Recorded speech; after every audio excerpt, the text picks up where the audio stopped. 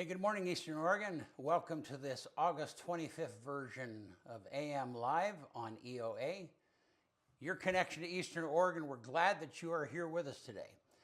If you want to find our content, go to eoa.network. That takes you to the link tree where you can find all of the locations of our stuff, where it's distributed. Glad you're here with us. Here in a little bit, we're going to have Chris Jennings, who is one of the founders of the Eastern Oregon Film Festival and still keeps that going here locally. And he's going to be talking about their upcoming new season just coming out. So, how are you, man? Good. Second Monday. Making it. Yeah. So far. We haven't had, I guess we've had live shows on Tuesday, but this is the first time we've had a guest in a little bit. So. Yeah, it's good. Yeah. Good. Yeah. It's going to start getting busy. Yeah, it sure is. I'm ready.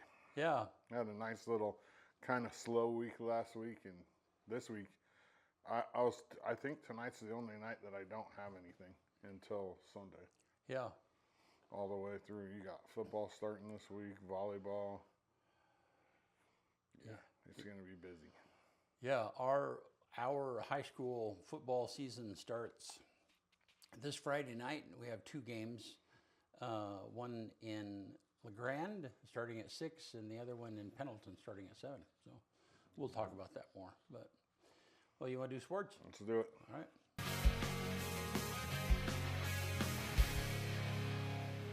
AM Sports Report brought to you by Northwest Furniture and Mattress. With Flex Steel Furniture, you'll experience unmatched comfort and quality that you can count on. Discover the magic where every Flex Steel seat is the best seat in the house. Available at Northwest Furniture and Mattress in LeGrand. Best selection and prices in Eastern Oregon. Shop around and find out. The Booster Club Golf Tournament is September 12th. You can show up and start registering at 9:30.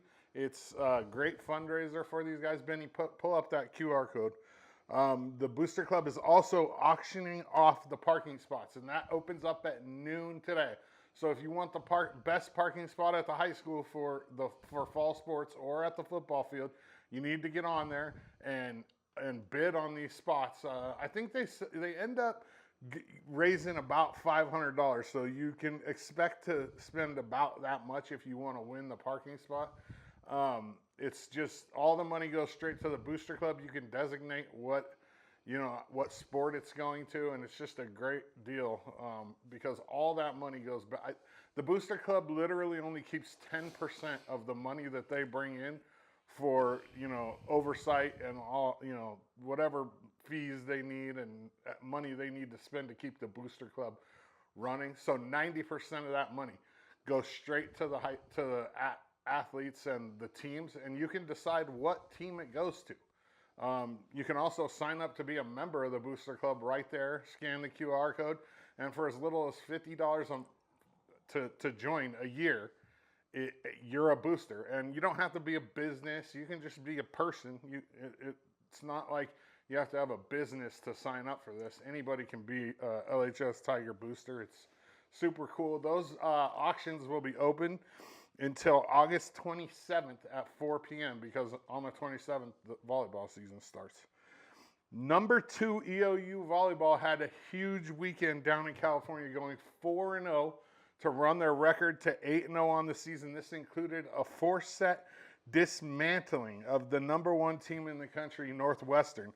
Besides the third set, the Mounties absolutely dominated that game.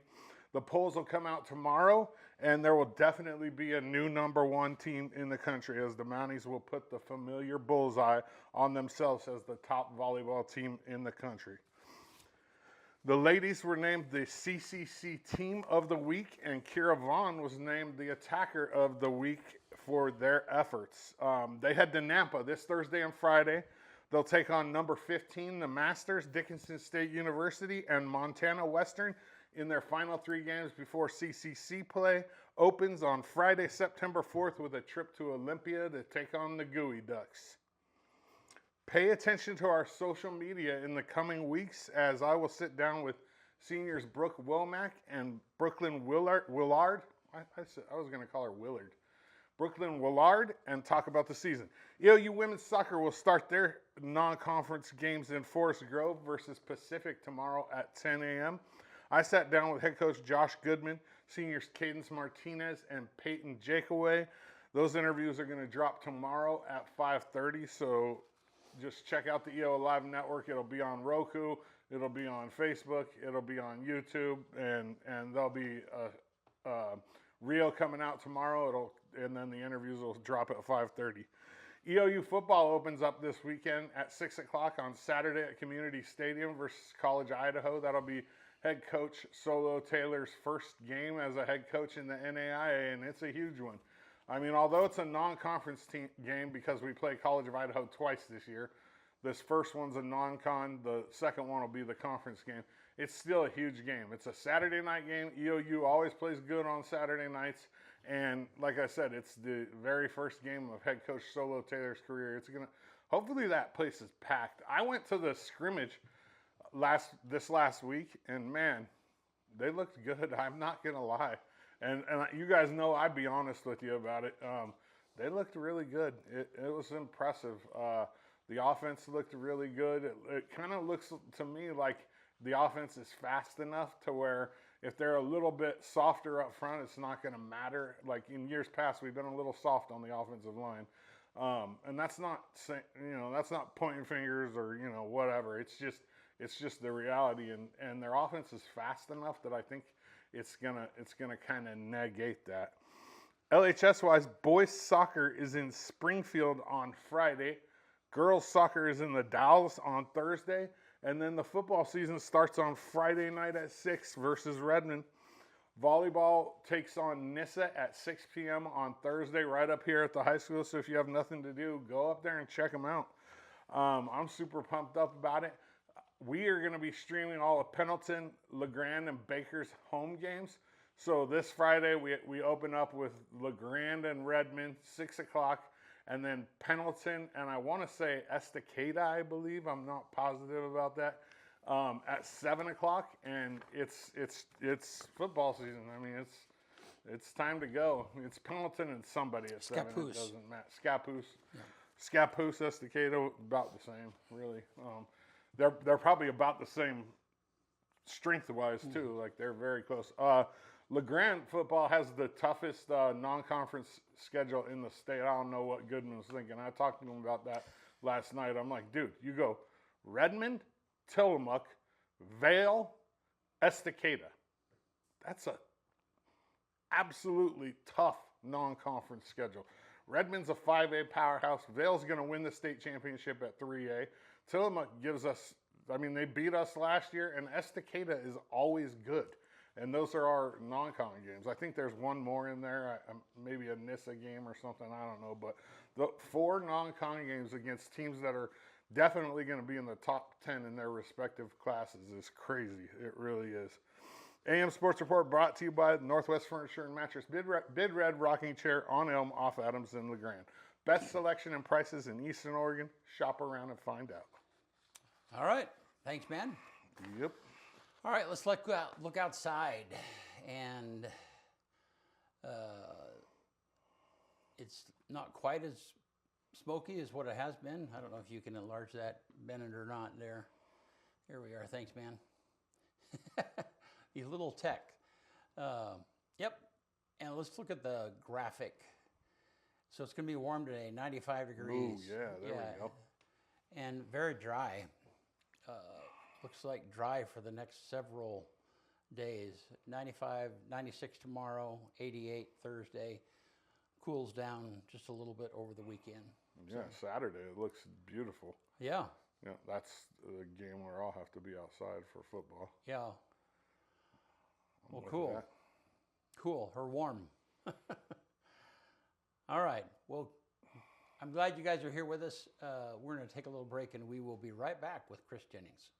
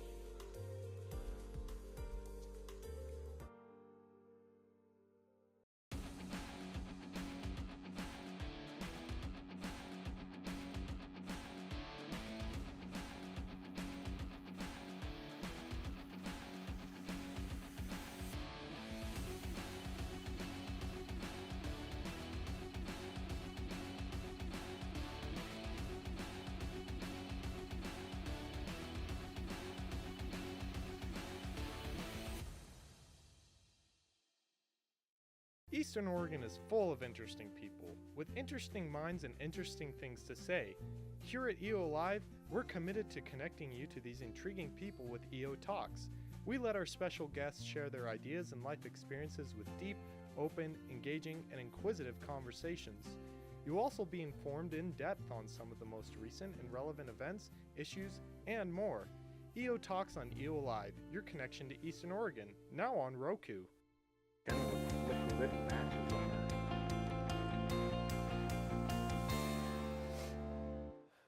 All right, we are back with Chris Jennings, Eastern Oregon Film Festival. How are you, man?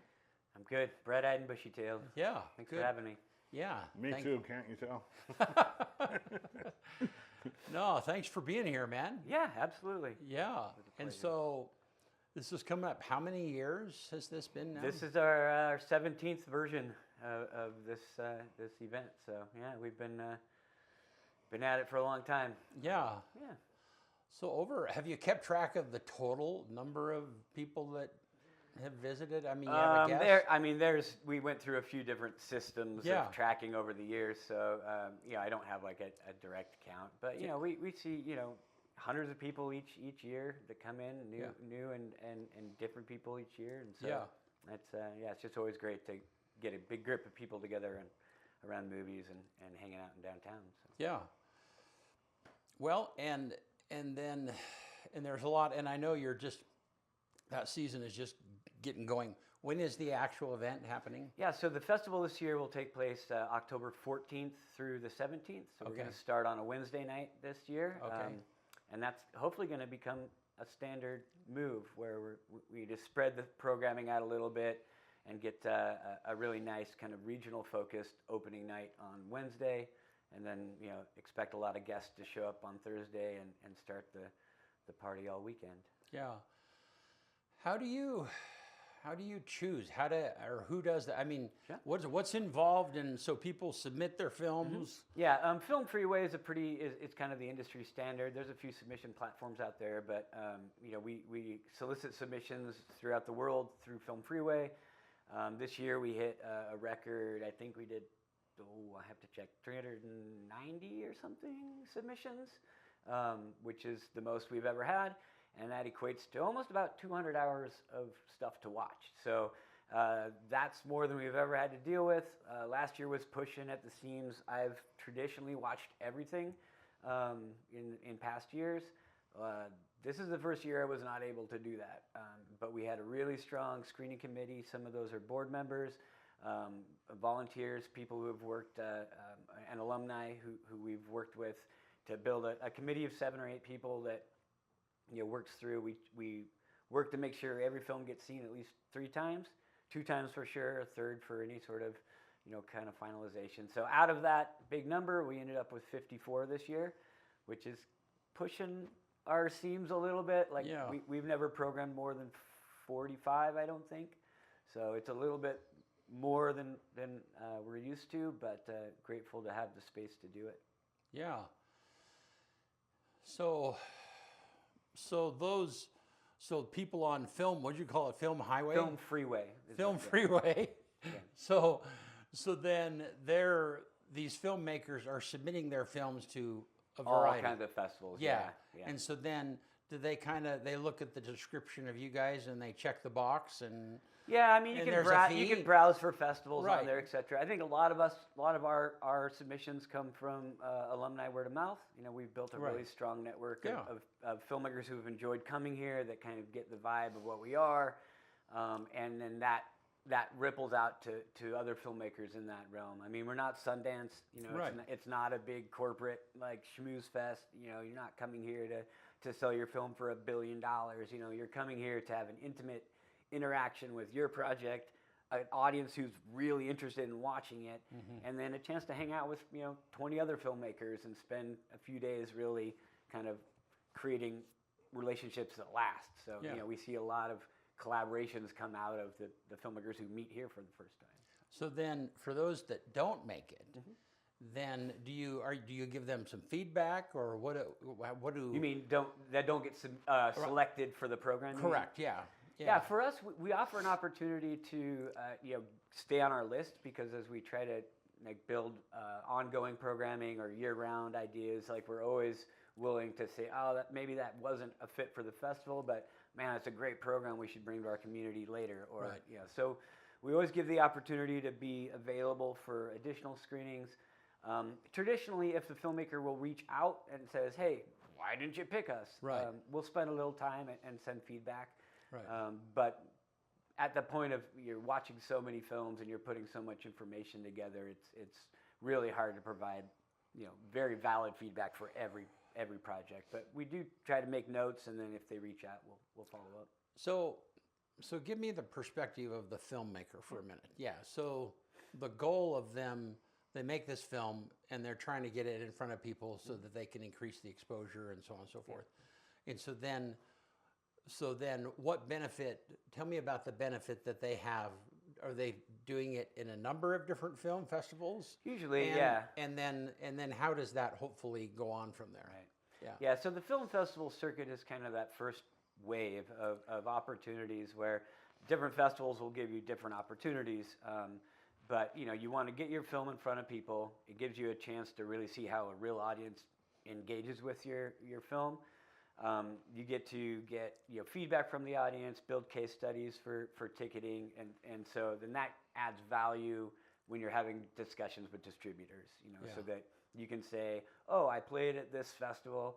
We had a sold-out house of 300. Check out all these social media things we got from it, and that helps build the case for selling my film.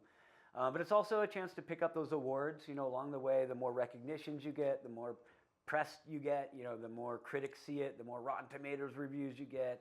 All kind of builds a package for that film when you're looking at trying to sell that to distribution or streaming services. Yeah. And so then, how do you decide? Because some of those filmmakers, some of those 54 filmmakers will actually make the trip. I mean, are they all invited to come? Or Absolutely. yeah. So Yeah, I mean, we don't have a lot of resources, so we're not just saying, hey, we'll fly you here and Right. put you up and Right. all that. So most, we have some money for stipends. We help where we can for those who can. Typically, what happens is there's 50% of them or so are like, yes, I'd like to make it. Some aren't available at all. They're international, or it's just too much of a cost. And for our festival, like the payoff, it's not like if they fly here, they're going to have the chance of selling their film for $1 billion. right, So, yeah. So most of them are coming with the idea and knowing that it's a really and from what they've heard, is that it's a really good festival to meet people, build these really intimate kind of small cohort connections, see an audience interact with their film or my film as a filmmaker in a very meaningful way. Like our audiences here are always super engaged, and we get so many comments back from filmmakers that are just overwhelmed and impressed by, even if there's only 20 or 30 people watching their movie, like those audience members are talking to the filmmaker afterwards, engaged, providing feedback, and so that's a really valuable component for them. So we spent some time with Zach and Devin, and a couple of different interviews, and then when they were here, I spent some time with them. I've spent a lot of time with Nelson. So, I mean, I'm kind of getting the vibe. And it was kind of funny. So I spent Devin and Zach were here, Right.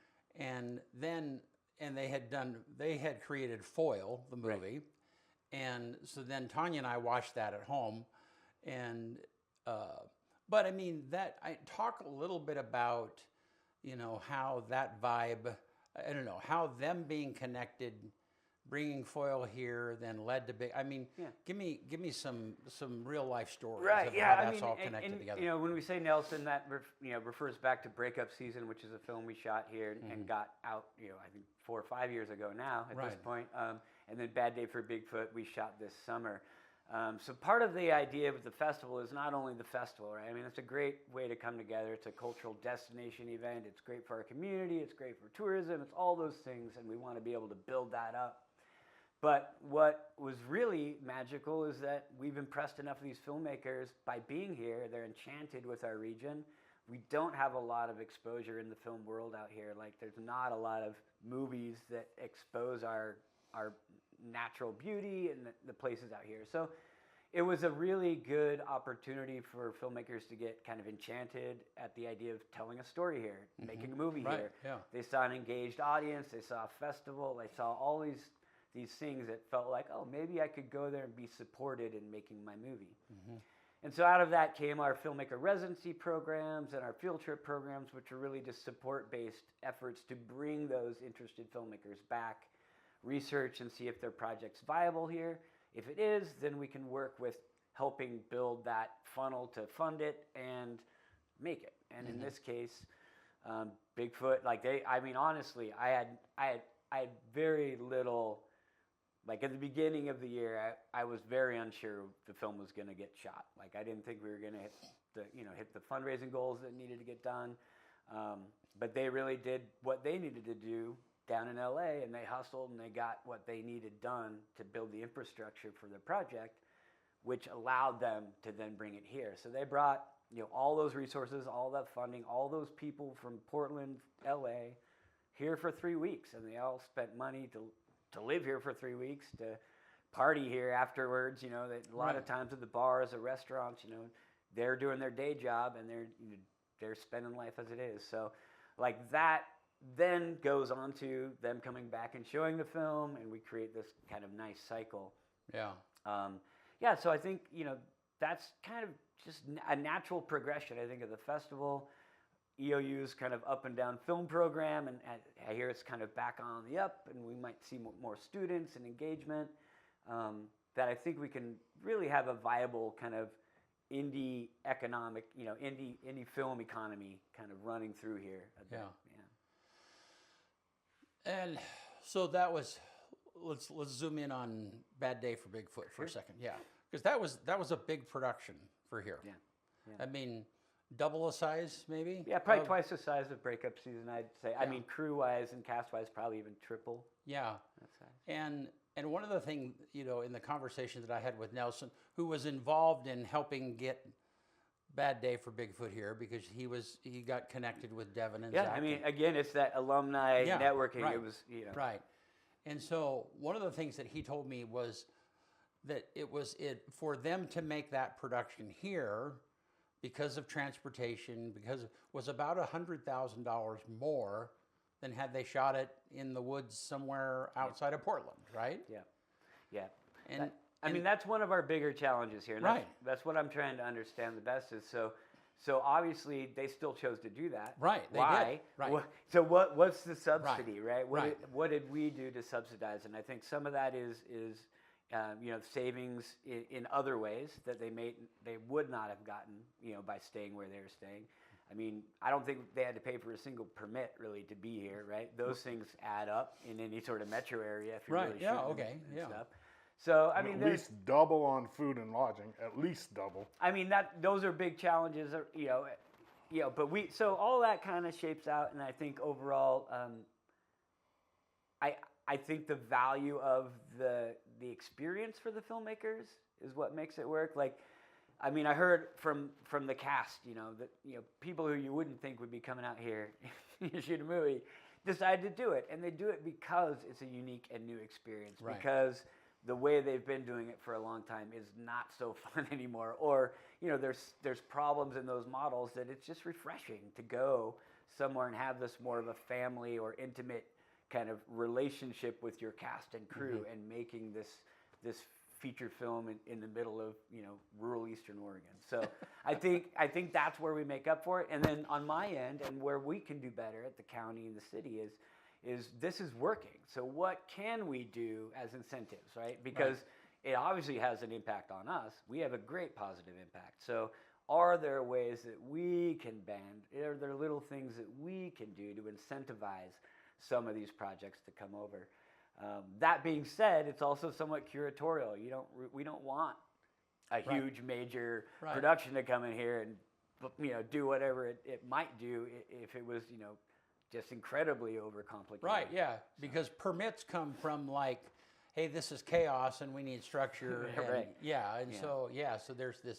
Yeah, so I think we're on the right step of slowly going up. I think Bigfoot was an example of kind of what the high end we can handle here is like. Yeah. I think a lot of that is our amenity. Like lodging became really hard. Yeah. Like to keep everybody happy in places for 3 weeks, was a real big logistical Yeah, challenge. because I mean, I heard they were spread out in different Airbnbs and yeah. Yeah, I think, and we lost some crew member early on because of that. Like they didn't. Right. I mean, they were kind of grumpy bunnies and glad they left anyway. But like that was a big concern for them, and they just didn't. They're like, I'm out of here. I can't do this. Well, yeah. okay. Yeah. So I mean, that also speaks to you got to have a little bit of grit. You got to be the right type of character and personality to be willing to jump into one of these types of projects. So. Yeah, this movie was the very first time that I've spent any amount of time on the set. Oh yeah, you got out. That's good. Yeah, at a couple of different times, and I don't know, probably 3 or 4 hours altogether and stuff. And I mean, it was fascinating. I mean, I've known how movies were made. I'm a gear guy, and so I know a lot of the equipment and so on and so forth. But that was the very first time that I'd ever seen just how much work it takes for a 30-second scene. Yeah, and like eye-opening for me. I mean, I was raised here. I did film in EOA. To me, I'm a very small grassroots. I do everything kind of guy. Right. Yeah. But it was wonderful to see all of the different department leads having a very clear like ownership of their department, but everyone was collaborating, and it was a very, very nice organized production. I thought they did a really great job. Well, and they were incredibly friendly. I mean, I had connected with Zach and Devin, so those are the right guys to connect with, and stuff. But still, and Nelson kind of escorted me, and I wanted to be near. I wanted to be able to see the back of the camera. I wanted to see what the camera operators were, And so then they'd be like, "Okay, stand right here. Just stand right there," And so, that was. I mean, it was awesome. It was very interesting. Anyhow, the point is everybody was very friendly, but. I mean, there were probably 30 or 40 people wandering around when they were shooting. Yeah. Absolutely, yeah. And it's a big hurry up and wait game too, right? So, once you're shooting, the crew's like hanging out and, Right. And we had a lot of local volunteers, people who got PA positions who got to come up and do that too and be able to experience what's going on. But also, I heard like, oh, it's a lot of sitting and waiting. It is a little bit, but, you got to take that waiting time to learn and just watch what's happening because everyone's doing something very specific. Well, and I have to say, Raphael, is that the... Rafi, yeah. Rafi, yeah, he's the producer, and he was the producer on Breakup Season also, yeah. And he was wonderful. I mean, he was just extremely friendly. One of the days I took 2 students out so that they could see, and Rafi, like, he handed them his headset so that they could hear and, the audio. And, Yeah, and I suspect we'll see Rafi back. I mean, their production company, Static Films, who did Breakup Season, they've figured out how to make a movie here. So they're interested in continuing to refine that vehicle. And so they come up, new projects come to them all of the time. Yeah. And maybe the right one will just come across their desk like, LeGrand would be good for this. Let's see if we can make another one. So that's just an example of where we're going to keep building these relationships. Keep having opportunities where new projects can emerge and we can keep kind of growing these opportunities. So you graduated from the film program from EOU? Never graduated. Oh, no, okay, but I was in and out of. I started in theater with the first round of the Media Arts and Film program that came on like 98, 99. Yeah.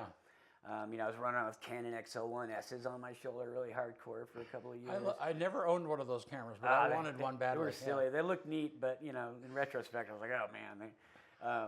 I shot a feature film here and around out in Union during that time. Like, was kind of my own like film school. Learned how to do it with a bunch of local folks, and then kind of since then, been doing the festival and keeping in mind what I might want to do again someday. But I just enjoyed so much, getting to meet all the filmmakers, but just bringing in all these films every year that would never have played here, and nobody would probably have found them, typically. Some of them make it to streaming. You might end up seeing some of these Sundance winners, on Netflix or something. But most of these films will come in, you'll just have one chance, and then they're gone. If you don't know they exist, you're not going to find them again. So this is a really great chance to kind of engage with a list of curated films that are vetted.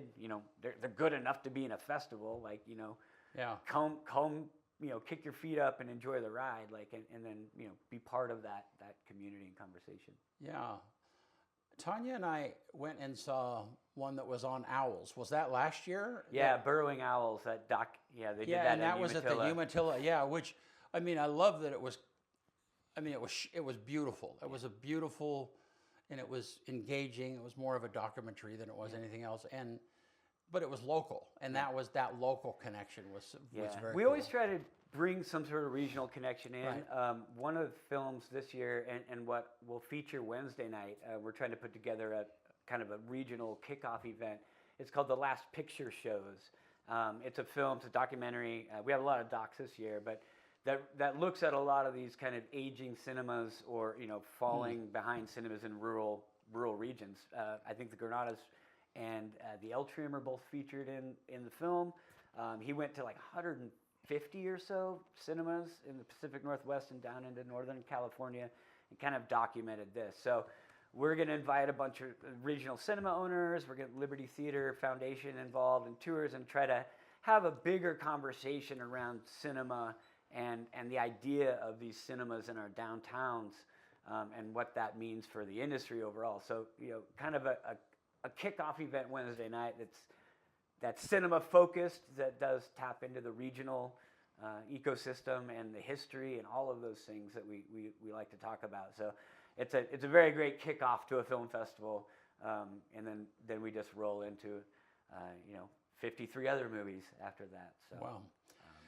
So, let's talk about the Granada. Sure. So, yeah. Yeah, because there's some change going on in the wind, and the new owners of the Granada are going to be here on the show next Tuesday. Perfect. No, great timing then. Yeah. No, I'm super happy. We when the festival began, I think the first year we did it at the old Mount Emily Ale House, but right after that we saw the value of getting it into the cinema, and we worked with the Granada for the first I don't know, it was about 7 or 8, 9 years. I can't even keep track now. But I think pre-COVID, eventually the logistics became challenging, and the cinema owners weren't really willing to kind of bend how you need to bend to make this thing work anymore. And so we haven't been there for a long time. Also, I think there's just it's that idea of changing of the guard. I think the out-of-town owners of our cinema for a long time, I think that was challenging for our community, like just from a level of engagement. So having local owners in there now, people who are big supporters of cultural destination event like the festival, it was a no-brainer to bring it back. So I'm really excited to have the films down there. It's going to be a lot of work because it's a different format of film. All these filmmakers have to get DCP versions made versus a 1080p version I can just put on the thing. There's a lot of new logistics, a lot of hard work for the Granada team to make sure that we can facilitate. But man, I remember when we saw lines down the street for the festival and everyone was downtown and hitting the restaurants, and we just haven't had that energy in years because we've been heavily at the university showing movies, and then people have to quickly run and grab food, and then the after parties are downtown late. You kind of lose that sense of togetherness. Right. So I'm excited mostly for that, where we all get to really convene, be downtown for 3 days. Like it's a walk to HQ for after parties and information. It's just a hop across the street in any direction to some quick food somewhere. We're going to try to work with the restaurants downtown to kind of do some film festival bites, because you don't have a lot of time in between films. You want to be able to go grab something, come back, and try to make that work really well. Yeah. But yeah, I'm excited for that. And not that we're stepping away from EOU. I just want to point out that we're continuing to do events up there. There's going to be a special focused event up there, primarily around the arts, within the arts colleges up there this year. So more to come on that. The schedule will be out in just a couple of weeks. So all those details will roll out soon. But you're hoping that primarily most of the films are going to be shown at the Granada. Yeah, we're gonna be ideally the main screen there for every screening, and then we'll have a couple of screenings that will likely overlap, and in good ways, things that we think will play well together. We do have an accessible block, a family block, this year. So look for that one that you just know you can, it's one for the kids, it's one for the family. Let's all go down on Saturday, and some neat connections and things that are going to emerge out of that event. So that's just another thing. We try to build these blocks so that there is something for everybody in the festival. I mean, it's hard, for maybe one person to enjoy everything in the festival, but there is something within the festival for everyone to enjoy. Yeah. And I want that to be understood, and people to take the chance to look at the film guide, read the synopses, watch trailers. Some of them are on there now, more will come online. But yeah, get a sense of what we're showing and pick one. If you haven't come to the festival at all, pick one film, come watch it, and get a sense of what this is about. It took me a while, and you and I have had this conversation. It took me, I guess there's a couple things that I'm thinking about. It took me a while to understand that even for people who are not big movie buffs or whatever the case, and you can pick any industry. It doesn't matter, like golf. Anybody who's not a big golfer, okay, it doesn't, and so, if you're not a golfer, then you don't really care about it, and it's like, yeah, it's not my thing. But when you step back a little bit and you look at the economic impact of like Buffalo Peak and people coming here specifically to go golf at Buffalo, and the film festival and filmmaking and all of that fits into the same thing, I mean, I sit on a number of different boards and so on and so forth, and I've said for a long time that the Eastern Oregon Film Festival is probably the #1 event that actually gets people from outside the area, heads on beds, what we call that and it's the most successful at doing that, and it has consistently for a number of years. Yeah, I mean, I think there's two parts. We want to grow that tourism side. We love our neighbors coming over. We love filmmakers coming from far away to be here. Like, all of that is great. But I say to my board all the time, I think, we have a sleepy community. Like, there's at least 1,000 people in this community that would benefit by enjoying the weekend at the film festival. Right. That just haven't explored it yet. Right. And so there's two parts, is activating our community, whether that's come to the festival or, on your point, acknowledge what it's doing for the community and invite a friend to come over, or tell somebody you think might like it to go, because those things all do help grow it. So. Well, and I think that where I've kind of turned the corner mentally is that even if something isn't my thing, it still is. I want to support it. I mean, if you're concerned about the community growing and being healthy, you're concerned about your kids having a place to go to school and live and work and flourish and all of that, then you care about things that grow, and so then you encourage it, and so then, and that was a conversation that Nelson and I started. Was, once I understood that it was $100,000 more, and yeah, I mean, there's cost savings and stuff, but still, how do we, how can we incentivize that kind of stuff? How can we make that ramp as smooth as possible for filmmakers or whomever? And this is just one area. Right. Absolutely. Every economic thing that positively impacts who it is that we are, how do we make that ramp as smooth as possible? Right. How do we remove hurdles and then make it clean? And I think that so far it's been great. Like meeting with the new city manager recently. Like, some of the conversations that I'm hearing now are far different than conversations I was having 5 years ago around this. And so I think not only have we proven it through some of these big projects, and the numbers are there now, and they're more visible, and like, oh, this is making an impact. Right. But I think we're getting more buy-in now from other groups and people who are willing to support it, even though it is not their thing, right? But they recognize it's a quality of life thing for our community. Well, and and Tanya and I picking that film and going to the Owl. The burrowing. I'm slaughtering the name, but still, it was it was just a beautiful. You're absolutely right. There's something for everyone, And if they, and especially if it's all at the Granada, then that makes it simple for people to interface. Yeah, we're going to be a lot more visible this year that way. Just having it on the marquee, again is a huge victory. But I will say that starting in September, our volunteers, if you want to volunteer, you want to get into a movie for free, you can go to the website and sign up as a volunteer, and our coordinators will connect. But in September, we'll start showing up in front of the Liberty, having our box office and information booths there, so you can always pull us aside, talk to us about what's going on, what programs we got, and we'll answer questions along the way there as well. So. Yeah. And you and I are talking about a partnership with EOA Live, and so... sponsorship opportunities right now are kind of growing, and we got to lock these things in soon, because it's something that comes on very fast. It's a lot of local folks, myself, and a good team of volunteers, 5 or 6 people who really start working very hard, starting about 2 weeks ago, right up until this time to make it work. So. Yeah, no, and I think you're a little bit like I am, that you get involved in the nuts and bolts of something and how to make it happen, and this is what has to be organized in order, and then it's like, oh yeah, we got to tell people about this too, Yeah.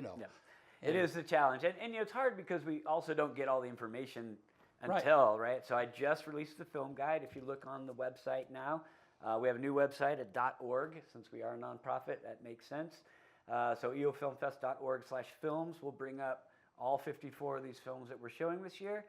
Some have some trailers, some have longer synopsises than others, great cover art and posters. I used to always pick my movies from posters. I didn't care what the synopsis said. If the poster looks good, I'm renting that from Blockbuster. So, it's a great way to explore it and start to engage. But yeah, you'll start seeing posters, and you'll start seeing the media, a lot more social media, and updates from our board and team as we move closer.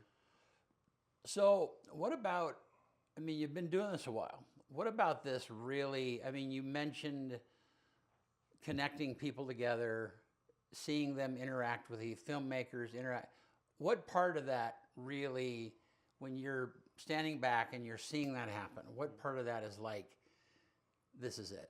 This is what I really like about this. It's hard to define what that feeling is, but I can give you an example, a very clear example of these things. It's when I see my community mates, let's say. So Alan Arnson, who's a board member now, but was a volunteer forever and a media student, is a veteran. He experienced a film at the Granada called Bending Steel, where he learned, or we had the filmmaker and the subject there, and he was a street performer steel bender, and this guy Chris Schreck could steel bend and rip decks of cars in half, and Alan was smitten by this interaction, and met the filmmaker, met the subject at the festival, built a relationship, flew to Coney Island, learned how to do all the bending steel stuff with this guy over the course of a summer, changed his life. And he and those are the things, not everybody has those experiences, but there is always at least 1 or 2 people every year that I watch have a completely life-changing moment. Whether that's because of the content of a movie, the interaction with somebody because of the film, the filmmaker itself, something happening, and then the gratitude that comes back from that is really, really impressive. So I think that's what's driving me. I like to step back, and I like to see somebody talking to a filmmaker, somebody they've never met before, who has a very challenging, incredibly complex film, and someone who had no idea would ever probably want to engage with that subject in any real way, having the time of their life talking to the filmmaker about why they made it or what it was like. You just get these beautiful new pairings of people and ideas, where I think that's just magic, and that goes everywhere, right? Those people take those things, and they're going to go, and it's going to direct their life in a way that does something completely new and unique. So that's neat. So one more question, maybe, I hope it does that. So talk about how, there's nothing down I know, I keep looking at my coffee. I've seen you do it a few times. There's no cup there. The Odyssey. Yeah. I didn't see it. Pardon? I didn't see it yet. You haven't seen it? No. But still, I mean, the impact that has had on people going to the theater is like obvious, I mean, because theaters, a lot of them died after COVID, because people invested money in their own systems at home and so on and so forth, But I mean, do you see that having an impact in getting people back into the theater? I mean, I don't know if the film itself is going to be that. I mean, it's impactful in the sense that it's such a big film. You kind of have to, like, you owe it to the movie to watch it on a big screen. Right. So I think that's one aspect of it. I think seeing these big epics, again, having filmmakers bring these things that are way too big for your living room, I think that's one aspect of it. But I think the other aspect is our youth want to go back to the cinemas. I think we're tired of screens generationally, and so I think trends are pointing now that kids are more willing and wanting to get out and have a social out of the house experience in a new environment. So I think we're going to see a resurgence in general, just generationally. I think we burnt ourselves out with screens, and there's a new generation that understands that and wants to get away from it. I haven't seen that. Not at all. There's some trend. I mean, there's data and trends leading in the cinema space at this right now. I mean, it's hard to find that trend in La Grande, right, because of our population density. But overall, in the States and worldwide, you were seeing that desire coming back. And whether that's I want to get rid of my phone, or whether that's in lieu of my phone tonight, I would rather have this out of the house experience with friends and popcorn and stuff. Well, there's something compelling about not being able to control it. Yeah.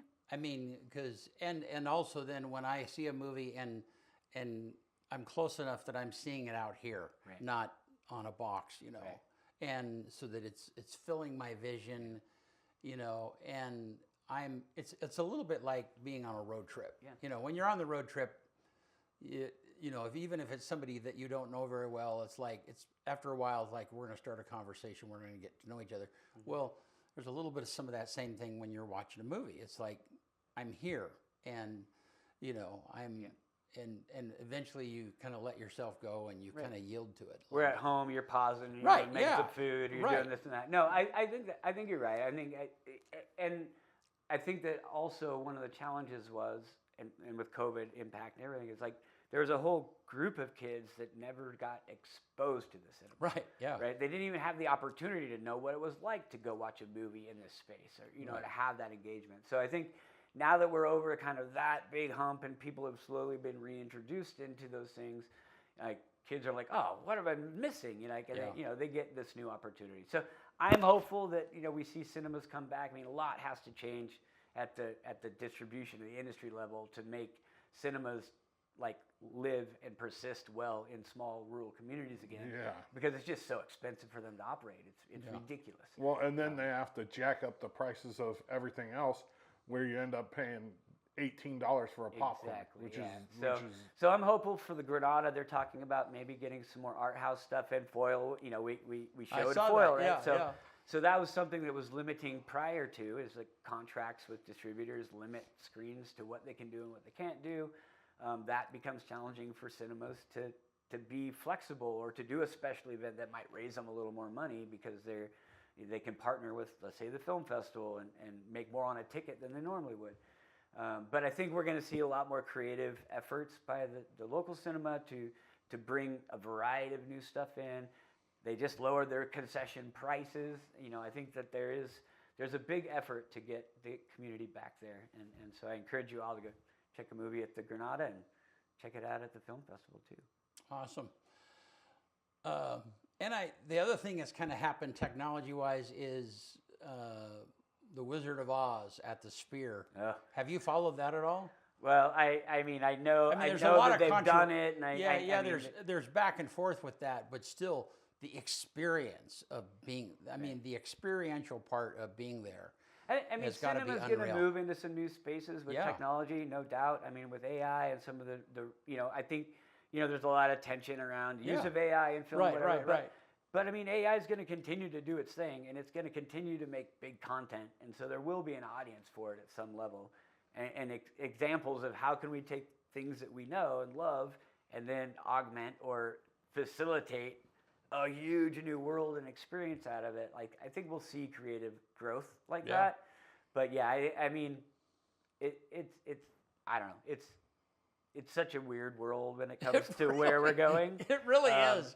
So I mean, I'm a fan of AI in a lot of ways, and I have challenges with the resources it takes to make this all happen, etc. Whereas a lot of people are trying to understand what's going on with it. But I mean, it's impressive. It's fun. It opens a whole new landscape for creators, and so it's a new tool, and it just you got to become a new artist to use a new tool. So I think we're going to see a new level of things come out of it, whether it's going to be called cinema, whether we're going to call those films or not, but Right. there's new dimensions coming about. Yeah.